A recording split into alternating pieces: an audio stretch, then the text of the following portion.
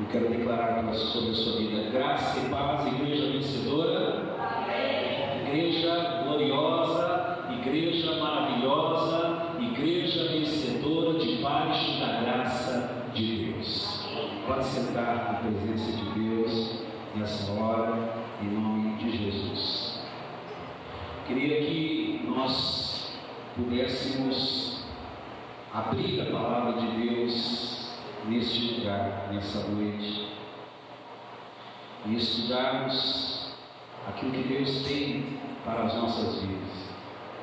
Nós vamos falar hoje sobre um tema muito delicado na vida da igreja, que se chama maldições. Uma pergunta que as pessoas frequentemente fazem é que se ainda existe maldições nesse tempo da graça. Eu quero que você ouça o ensino nessa noite. Obviamente, queridos, nós somos, eu disse o quê? Nós, diga eu sou, diga nós somos. Obviamente, queridos, nós somos abençoados com toda a sorte de bênçãos espirituais. Deus já nos abençoou. Mas será que um crente ainda pode sofrer com maldições? Essa é a pergunta. Em Gálatas, capítulo 1, Paulo diz claramente que qualquer um, inclusive ele mesmo, se ele vier a perverter o Evangelho, sofrerá maldição e será considerado anátema. No contexto dessa carta aos Gálatas, como as pessoas estavam pervertendo o Evangelho e como nós hoje podemos estar pervertendo o Evangelho, introduzindo a lei como fim de se tornarmos santos. Gálatas capítulo 1, abra lá, versículos 6 ao 8. Paulo vai falar algumas coisas para tratarmos nessa noite.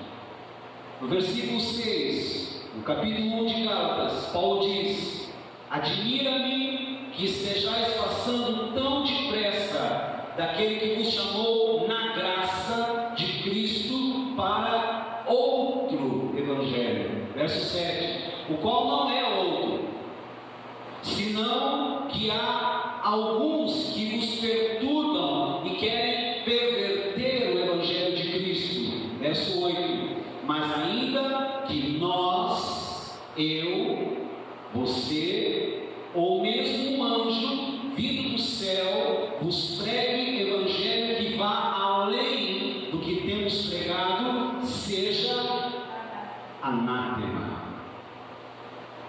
Essa maldição, queridos, é para pregadores, mas no momento em que você começa a compartilhar com outros um evangelho pervertido, você se coloca debaixo de maldição, mesmo que seja apenas conversando, mesmo que seja apenas escrevendo, mesmo que seja apenas postando nas redes sociais, na internet. Assim sendo, podemos afirmar que ainda, ouça isso, amém, amados? Amém? Vocês estão aqui? Ainda existe maldições no Novo Testamento. Mas preste atenção, eu vou chegar a explicar que maldição é essa. Paulo diz que a maldição, ela poderia vir sobre si mesmo. Paulo diz como pregador, como ensinador, como mestre da palavra, como aquele que tinha o encargo de compartilhar o Evangelho da graça agora. Paulo diz que a maldição poderia vir sobre si mesmo caso mudasse o Evangelho. A maldição mencionada, ouça, em Gálatas, é uma maldição que foi esquecida, mas que ainda é real.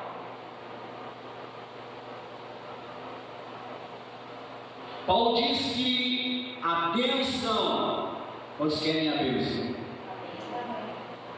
Vamos ouvir. Quantos querem a bênção? Amém. O amém é a resposta daquilo que você quer. Quantos querem a bênção? Amém. Amém. Paulo diz que a bênção é guardada exclusivamente para aqueles que possuem a mesma fé de Abraão. Quando Abraão creu em Deus, ele foi justificado.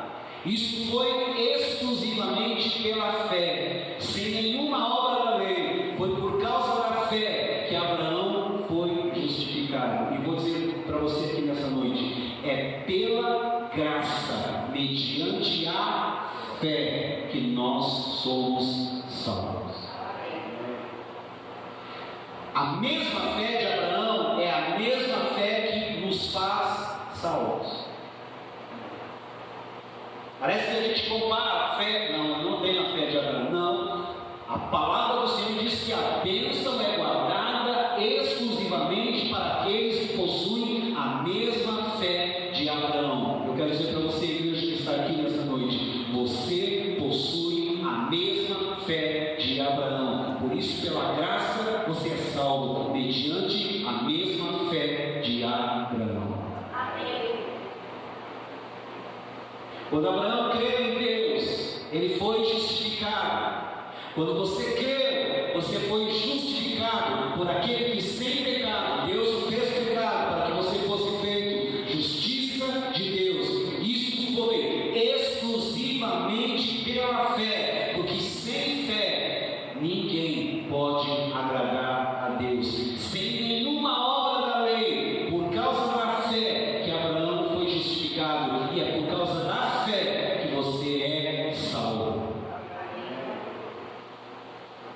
Gálatas capítulo 3, versículo 8 e versículo 9 diz: ora, tendo a Escritura previsto que Deus justificaria pela fé os gentios, e nós somos gentios, preanunciou o Evangelho a Abraão, dizendo: em ti, aleluia, serão abençoados todos os povos, todas as famílias, todos os homens, todas as mulheres que creem. De modo que da fé são abençoados com o crente Abraão. Diga amém. Aleluia. Os da fé. Quem são os da fé? Diga: eu sou da fé. Eu sou da fé. Vou perguntar mais uma vez: quem são os da fé? Diga: eu sou da fé. Eu quero dizer então para você que é da fé: você é abençoado. Você não é um amaldiçoado. Amém. Agora a pergunta, olha para mim: mas o que é ser da fé? No contexto de Gálatas, ser da fé, ouça, é crer que a justificação vem da fé. Quando cremos que somos justificados pela fé, não somos amaldiçoados, nós somos abençoados, como foi o crente Abraão. E como Abraão foi abençoado? Ele foi chamado de amigo de Deus. Ele era rico, ele era próspero, ele viveu quase 150 anos e ainda teve filhos no segundo casamento com Quetura. Ter a bênção, ouça isso que eu vou dizer: ter a bênção e o favor de Deus é a coisa mais importante em nossas vidas.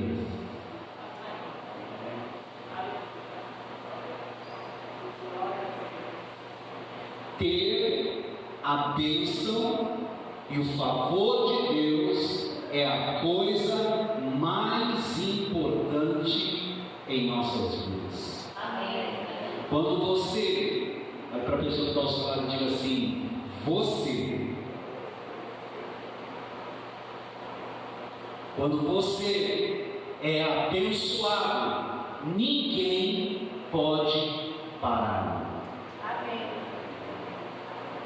Quando você é abençoado, ninguém pode resistir. Talvez você não seja a pessoa mais esperta, talvez você não seja a pessoa mais inteligente, talvez você não seja a pessoa mais bonita, talvez você não seja a pessoa mais habilidosa, mas, ouça, se a bênção de Deus está sobre você, tudo ao seu redor vai convergir para promovê-lo e colocá-lo numa posição de honra. Lembre-se de que a mão de nenhum homem é grande o suficiente para parar a mão de Deus ao seu favor.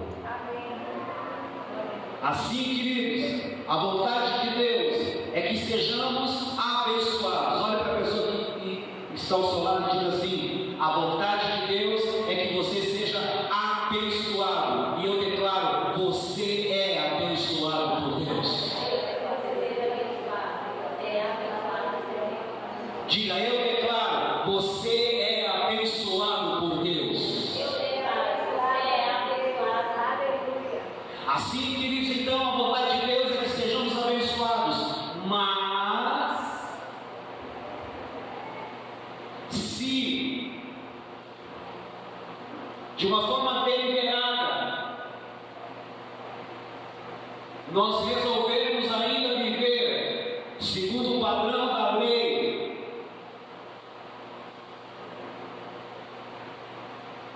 do merecimento,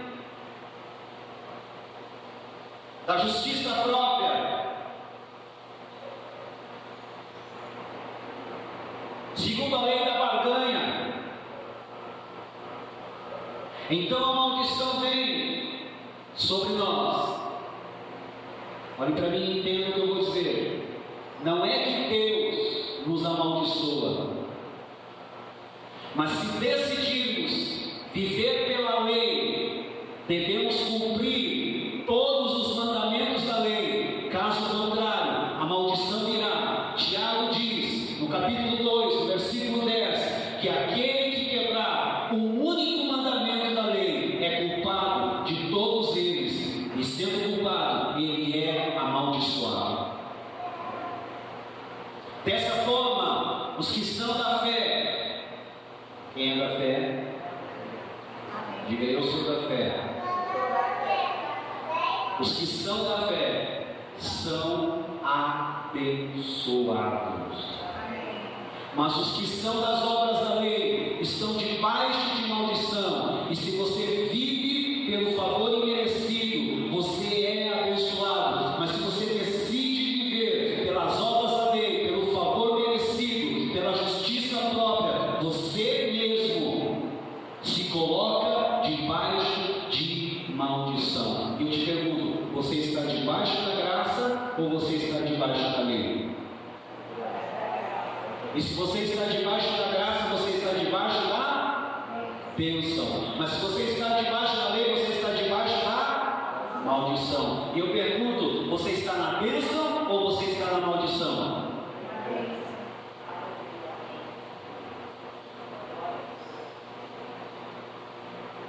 No momento em que você vive a santificação ou obtém a justiça baseada nas obras da lei, você se coloca debaixo de maldição. A ordem de Deus é muito clara. Se queremos viver pela lei, devemos cumprir todos os mandamentos. Caso contrário, caímos em maldição. Para aqueles que decidem viver pela lei, a única maneira de se livrar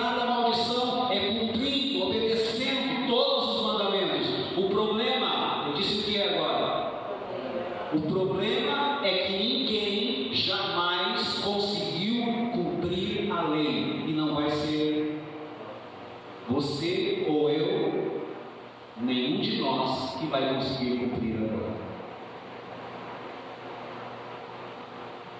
Mas eu quero dizer algo aqui nessa noite. Nós somos libertos da maldição da lei. Escolher viver pela graça ou pela lei é escolher viver debaixo da bênção ou da maldição. Se vivemos pela graça do Evangelho, já não sofremos mais maldições, porque Cristo se fez maldição em nosso lugar. Gálatas, capítulo 3, versículo 13, diz assim: diga comigo, Cristo nos resgatou da maldição da lei, fazendo-se maldição Ele próprio em nosso lugar, porque está escrito: maldito todo aquele que for pendurado no madeiro. Cristo nos resgatou da maldição da lei e nos deu todas as bênçãos da lei. Vou dizer de novo: Cristo nos resgatou da maldição da lei e nos deu todas as bênçãos da lei. Deuteronômio, abra lá, capítulo 28. Nós vamos ver alguns versículos. Deuteronômio, capítulo 28.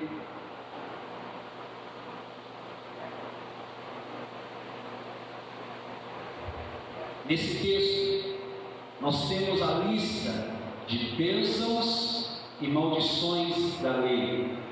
São 14 versículos para as bênçãos e mais 54 para as maldições. Não temos como ver cada bênção, mas vamos ler algumas. Deuteronômio, capítulo 28, versículo 3. Olha só: bendito serás, abençoado serás você na cidade, e bendito serás, bendito, abençoado você será no campo. Isso significa, olhe para mim, olhe para mim, olhe para mim. Isso significa, meu irmão e minha irmã, que a bênção está sobre você e não é sobre o lugar onde você está. Você vai ser abençoado aonde você estiver. É isso que esse texto está dizendo. Bendito serás tu na cidade e bendito serás no campo. Não é sobre o lugar, mas é onde você está. Amém? 28:4. Bendito o fruto do teu ventre. Ouça o que o Espírito diz à igreja nessa noite. Amém? Amém? Olha para a pessoa que está ao seu lado e diga assim: você é livre. Você é liberto. Você é lavado. Você é comprado. Você é remido pelo sangue de Jesus. A alegria do Senhor é a tua força. Bendito o fruto do teu ventre. Ouça: todo o seu corpo é abençoado com saúde e fertilidade. Nossa bênção também se estende aos nossos filhos. Não importa o que digam sobre nossos filhos, podemos declarar que os nossos filhos, diga o nome deles, Guilherme, Paulo César, Lucas César, são abençoados. Deuteronômio, capítulo 28, versículo 7. versículo 8 e versículo 12. Versículo 7. Olha só: o Senhor fará que sejam derrotados na tua presença os inimigos que se levantarem contra ti. Verso 8: o Senhor determinará que a bênção esteja em tudo o que você colocar a mão. Versículo 12: o Senhor te abrirá o seu bom tesouro, o céu, e emprestarás a muitas gentes, porém tu não tomarás emprestado. Ser abençoado é emprestar. Tomar emprestado é maldição. Fazer dívida não é pecado. Caso contrário, emprestar também seria, pois nesse caso quem empresta estaria induzindo o outro ao pecado. Deuteronômio 28, versículo 13 diz: o Senhor te porá por cabeça e não por cauda. As maldições, queridos, incluem áreas como sua saúde. As maldições incluem áreas como sua família. As maldições incluem áreas como sua provisão e sua paz. Deuteronômio 28, versículo 22. Já começa a descrever a maldição. O texto diz: o Senhor te ferirá com a tísica,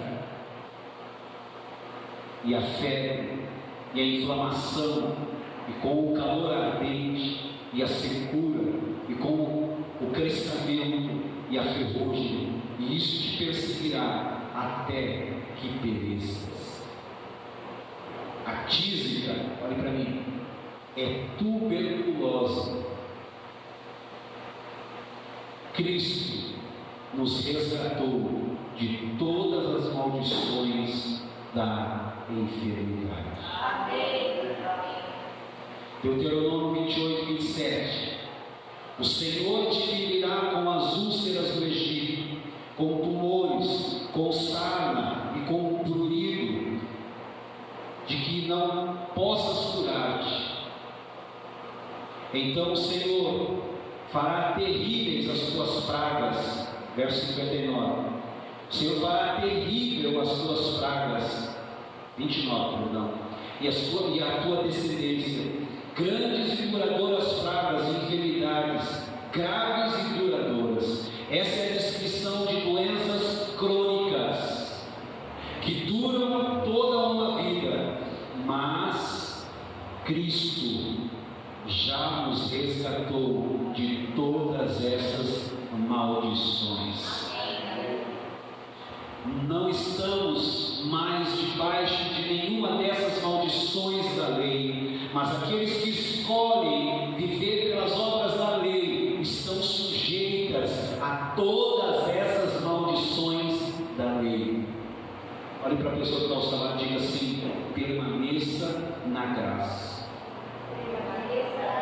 Não saia debaixo do favor. Viva pela fé. Viva pela fé. Amém. Amém? A respeito dos filhos,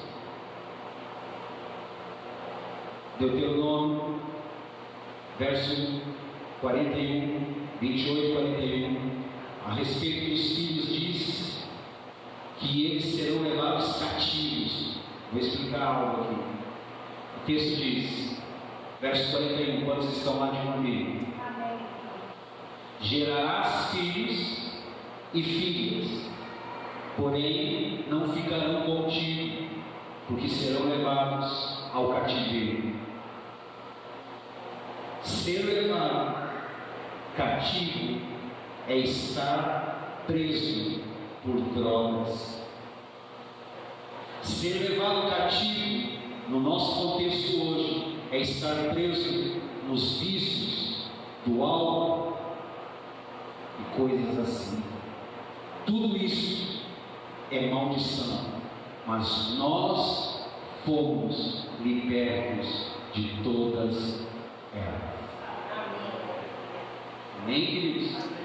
Em relação à provisão, também havia maldições na lei. Deuteronômio, capítulo 28, versículo 43 ao 44. O 43 diz assim: o estrangeiro que está no meio de ti se elevará mais e mais, e tu mais e mais descerás. Verso 44 diz: ele te emprestará a ti, porém tu não me emprestarás a ele. Ele será por cabeça e tu serás por cauda. Certamente, ouça, nós fomos redimidos da maldição da miséria, da maldição da pobreza. A graça do Senhor Jesus Cristo é que, sendo rico, Ele se fez pobre por amor de cada um de nós, para que pela sua pobreza nos tornássemos prósperos e abençoados. Amém. Deuteronômio 28, versículo 68 diz: e essa é a suprema humilhação da maldição. Olha só, ouça o texto: o Senhor te fará voltar ao Egito em navios pelo caminho de que Ele te disse: nunca jamais o verás. Sereis ali oferecidos para venda como escravos e escravas aos vossos inimigos. Mas, o que diz na sua Bíblia? Não haverá quem os compre. Esta é a suprema humilhação. Além de serem vendidos como escravos, não haveria ninguém interessado em comprá-los. A última palavra de maldição é que ninguém iria comprá-los, mas Cristo veio justamente para nos comprar para Deus. O texto de Gálatas 3:13 diz: Cristo nos resgatou. Cristo nos comprou. Cristo pagou o preço que era necessário. A palavra resgatar significa comprar. Ninguém se interessou em pagar o preço por nós, mas Cristo veio e nos comprou. Ele nos resgatou, Ele nos comprou, Ele nos redimiu da maldição da lei, fazendo-se maldição em nosso lugar. Por isso está escrito: maldito todo aquele que for pendurado no madeiro, para que a bênção de Abraão alcance as nossas vidas. Você recebe aqui crescimento, prosperidade, avanço, desenvolvimento, edificação, frutificação, multiplicação.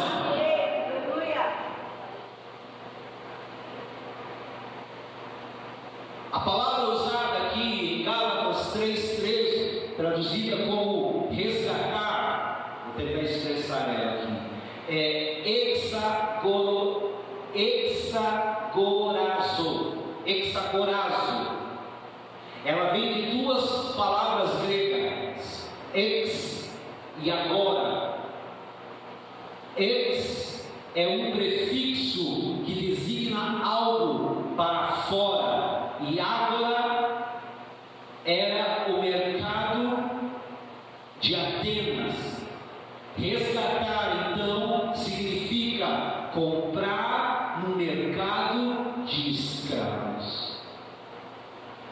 Nos dias de Jesus, a forma comum como os judeus executavam os criminosos era pelo apedrejamento.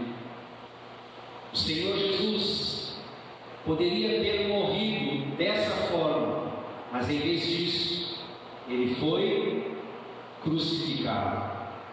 1000 anos antes de existir a crucificação, Moisés, em Deuteronômio 28, 21, 23, Moisés disse que aquele que fosse pendurado no madeiro seria amaldiçoado.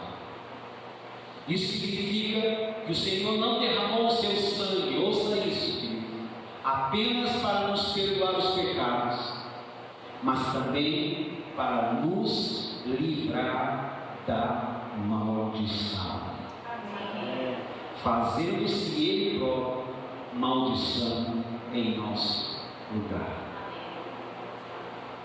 Vamos declarar isso? Diga comigo assim: aquele que sem pecado, Ele o fez pecar por cada um de nós, para que nós fôssemos feitos justiça de Deus. Declara: Cristo nos resgatou da maldição da lei. Na maldição da lei estava embutido condenação, morte, enfermidade e miséria.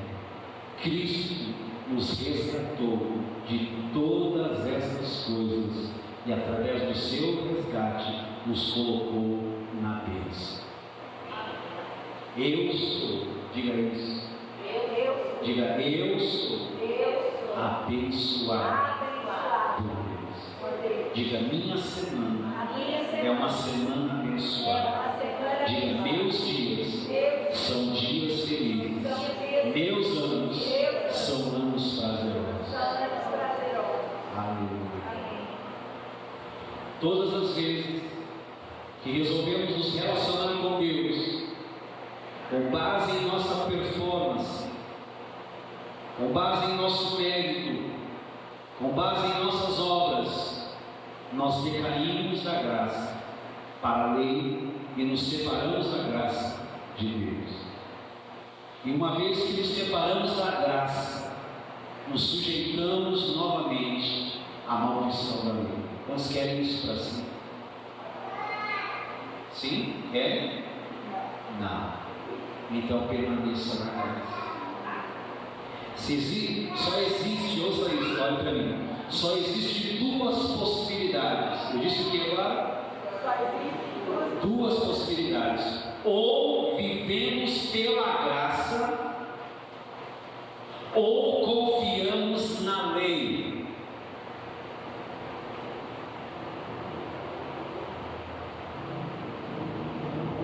Ou vivemos pela graça, pelo favor que não merecemos, e exige fé, você precisa ter fé para isso, ou confiamos na lei. Se não dependemos do favor imerecido, nós caímos para a lei. Não podemos viver pela fé e pelas obras ao mesmo tempo. Esses dois princípios de vida são como água e óleo, que não podem se misturar. Gálatas, eu quero que você agora, vou tirar tempo para você abrir um pouquinho. Gálatas 3, versículo 11 e 12.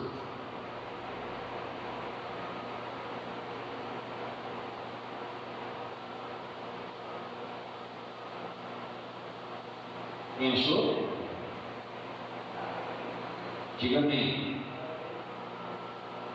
Gálatas 3, versículo 11 e 12.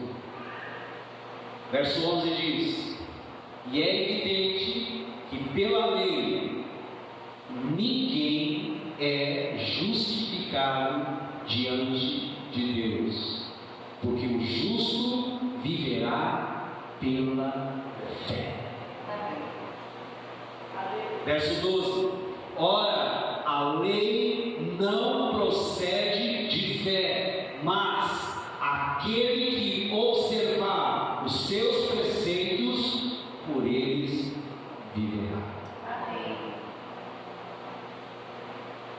Essa é a razão porque muitos crentes não são abençoados.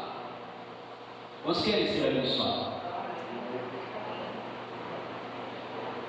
Eles ainda vivem confiados no mérito da lei, não dependem da fé, mas de obras de justiça. E pelo contexto de Gálatas, nós sabemos que a fé aqui é a justificação por fé e a confiança absoluta na obra de Cristo realizada na cruz, ou seja, tudo o que Jesus Cristo conquistou na cruz é meu direito, é minha herança, e eu apenas preciso tomar posse pela fé. Eu preciso crer que Deus já me abençoou. Amém, queridos? A minha justiça é apenas um dom, um presente que eu recebi, e não uma virtude que eu conquistei pela minha obediência aos mandamentos. O justo vive pela fé. Todos os milagres do Senhor foram feitos exclusivamente pela fé. Em nenhum momento o Senhor exigiu das pessoas um bom comportamento. Em nenhum momento o Senhor exigiu das pessoas obediência para fazer o milagre. As pessoas que receberam os milagres, como eu e você, que somos pessoas para receber os milagres, as pessoas nos dias de Jesus, elas tinham problemas conjugais, elas tinham problemas de ressentimentos, elas tinham problemas de intrigas pessoais, mas o Senhor nunca lhes disse que primeiro deveriam cumprir os mandamentos, resolver os problemas interpessoais, para depois serem curados. O Senhor nunca fez isso.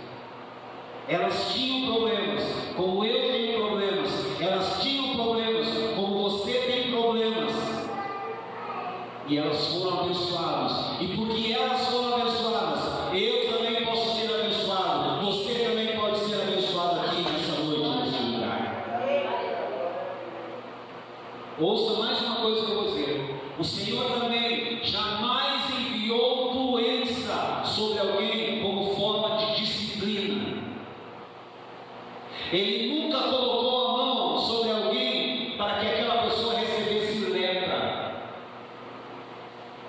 mas apenas colocou a mão sobre as pessoas para que elas fossem curadas. Em nenhum momento o Senhor faz milagres com base nos merecimentos das pessoas, mas sempre com a base na fé. Todas as pessoas que vieram a Jesus, ouça isso, você está aqui? Todas as pessoas que vieram a Jesus foram curadas. A pergunta é: será que todas elas cumpriam a lei perfeitamente? Claro que não. Elas somente recebiam pela fé. Mateus, abra lá, capítulo 9. Nós temos o relato da cura de 2 cegos. E olha a única condição que o Senhor pediu para eles, para serem curados. Mateus capítulo 9, versículo 27 e 28, 29. Vamos ler? Partindo Jesus dali, seguiram 2 cegos, clamando: tem compaixão de nós, filho de Davi. Verso 28. E tendo ele entrado em casa, aproximaram-se os cegos, e Jesus lhes perguntou. O que Jesus perguntou? Vocês creem que eu posso curar você? Credes que eu posso fazer isso? E responderam-lhe. O que eles responderam? Sim, Senhor. Então lhes tocou os olhos, dizendo: faça-se-vos conforme a vossa fé. Recebam a cura conforme vocês disseram que creem. O Senhor lhes perguntou: vocês creem que eu posso fazer isso? E ele não nos exortou dizendo: o que vocês têm olhado? A graça depende de fé, mas a lei é a confiança nas próprias obras e méritos. Em Mateus, nesse mesmo Evangelho, no capítulo 15 agora, o Senhor falou a mesma coisa para uma mulher: Sirofenice. Vamos ver o que Jesus falou para ela, verso 28, Mateus 15, 28. Então lhe disse Jesus: ó mulher, grande é a tua fé, faça-se contigo como queres. E desde aquele momento sua filha ficou sã. Essas pessoas, olhem para mim, elas não eram perfeitas, assim como eu e você não somos perfeitos, e certamente essas pessoas tinham pecados, como eu e você temos pecados. Elas não receberam milagre com base em quão boas, santas, certinhas elas eram. É claro que a santidade glorifica o Senhor, mas não é a razão para a bênção. Na verdade, a bênção é que produz a santidade, pois é a bondade de Deus. Em Romanos capítulo 2, versículo 4 diz isso: é a bondade de Deus que nos agracia, amém? Pela bondade somos agraciados, e através desse agraciamento que produz em nós o arrependimento.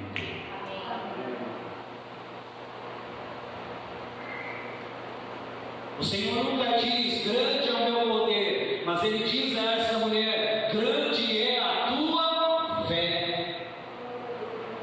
Em Lucas agora, falando do leproso curado que voltou para agradecer, mais uma vez o Senhor mostra que a única condição é a fé. Lucas capítulo 17, versículo 19.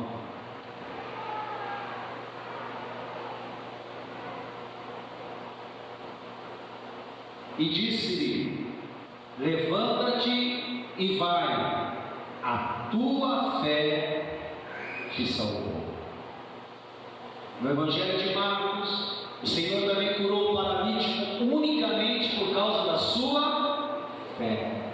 Marcos capítulo 2, versículo 5 diz: vendo-lhes a fé, Jesus disse ao paralítico: filho, os teus pecados estão perdoados. Dirigindo-se à mulher hemorrágica, em Lucas 8:48, o Senhor disse que foi a sua fé que a salvou. O texto diz assim: então disse-lhe: filha, a tua fé te salvou, vai-te em paz.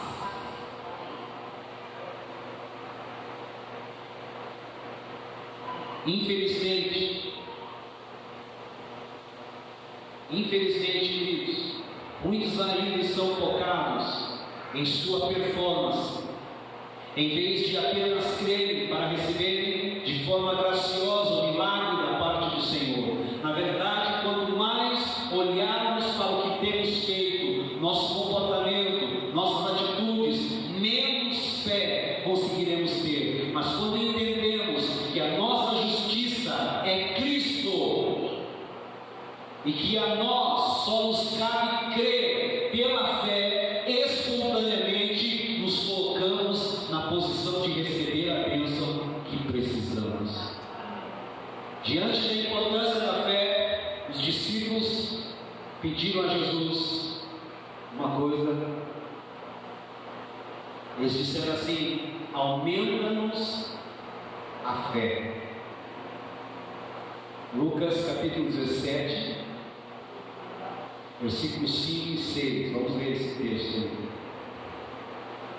Lucas capítulo 17, versículos 5 e 6.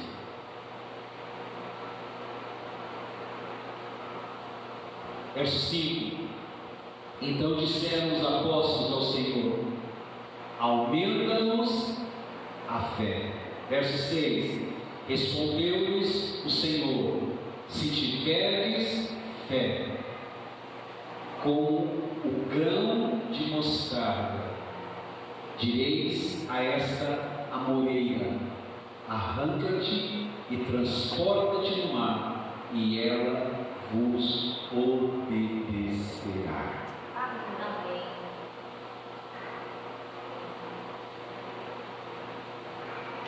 Olha para mim. O Senhor torna as coisas ainda mais fáceis para nós. Não precisamos de uma grande fé. Se tivermos a fé como de um grão de mostarda, que é a cabecinha de um alfinete, que a mostarda é a menor das sementes, a Bíblia diz: isso será suficiente para recebermos o milagre de Deus no ano do milagres sem precedentes. Amém. Precisamos apenas usar a fé que temos. Duas perguntas. Que tipo de vida você deseja?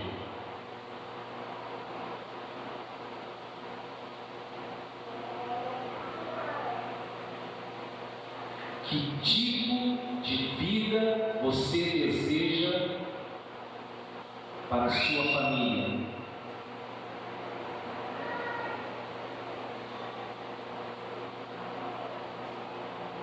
Uma vida de performance ou uma vida de fé?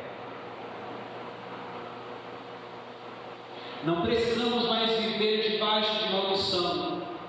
No entanto, existe uma condição para a bênção. Qual é a condição para a bênção, irmãos?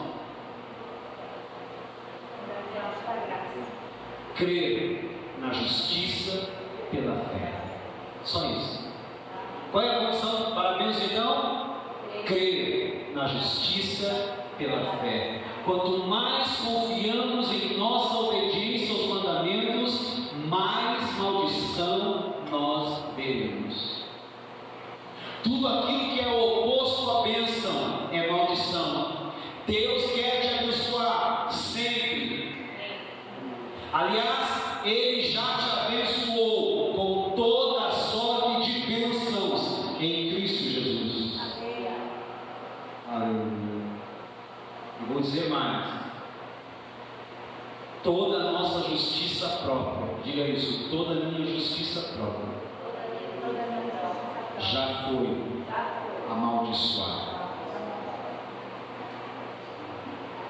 Marcos, abra lá, capítulo 11, versículo 12 a 14.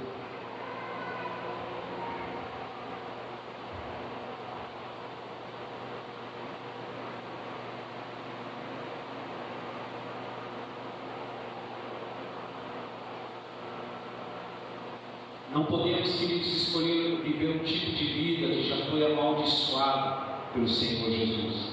Por isso eu declaro: nós estamos debaixo da graça.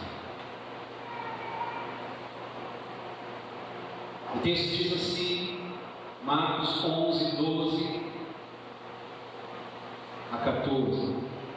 No dia seguinte, quando saíram de Betânia, teve fome. E vendo de longe uma figueira com folhas, foi ver se nela porventura acharia alguma coisa. E aproximando-se dela, nada achou senão folhas, porque não era tempo de figos. Então lhe disse Jesus: nunca, jamais coma alguém fruto de ti. E seus discípulos ouviram isso. Deixe-me compartilhar, para encerrar, algumas coisas sobre a figueira em Israel. Durante o inverno, as figueiras perdem suas folhas, e na primavera elas brotam novamente. Quando as folhas voltam, todos sabem que dentro de mais 6 semanas é tempo de figos, e figos estarão chegando. Mas quando as folhas brotam, também brotam figos temporâneos. E é por esses figos, na verdade, era por esses figos que o Senhor Jesus estava procurando naquela figueira. Contudo, se uma figueira não tem esses primeiros figos temporâneos, isso demonstra que 6 semanas depois não haverá figo nenhum. Mas o que representa as folhas de figueira mesmo? Nós já estudamos isso. Para compreender isso, nós precisamos recorrer ao princípio da primeira lição. As folhas da figueira foram mencionadas pela primeira vez em Gênesis capítulo 3, versículo 7, quando Adão e Eva fizeram cintas para si. As folhas de figueira, portanto, simbolizam a obra humana procurando ter justiça diante de Deus. É um esforço humano para tentar cobrir o pecado sem o sangue do Cordeiro, sem o sangue de Jesus. A figueira com folhas sem fruto, ela foi amaldiçoada pelo Senhor Jesus. Nunca mais coma alguém fruto de ti, o Senhor disse. E no outro dia, quando eles passaram por aquela figueira, ela estava seca até a raiz. O Senhor fez muitos milagres, mas todos eles foram obras da graça e da misericórdia. Apenas um milagre de maldição, isso certamente tem uma grande importância para nós hoje. Quando o Senhor amaldiçoou a figueira, na verdade, Ele estava amaldiçoando a minha justiça própria, a sua justiça própria, o meu tentar, se justificando pelas obras da lei, as nossas tentativas de justificação pelas obras da lei. Nós estamos debaixo da bênção, mas se nós decidirmos confiar em nossos méritos, em obras da lei, nós estaremos nos posicionando segundo um estilo de vida que já foi amaldiçoado pelo próprio Senhor da igreja, pelo próprio Senhor Jesus Cristo. Não faça isso, meu irmão. Permaneça na posição da bênção, permaneça na base da fé, permaneça debaixo da graça. A bênção e a maldição estão relacionadas ao nosso entendimento da lei e da graça. Depois que somos justificados pela fé, podemos viver como vencedores ou derrotados. Se pensamos que agora a vida cristã deve ser vivida no esforço, no merecimento da lei, então viveremos como derrotados. Mas se cremos que a santificação também é graça, mediante a fé, nós seremos vencedores.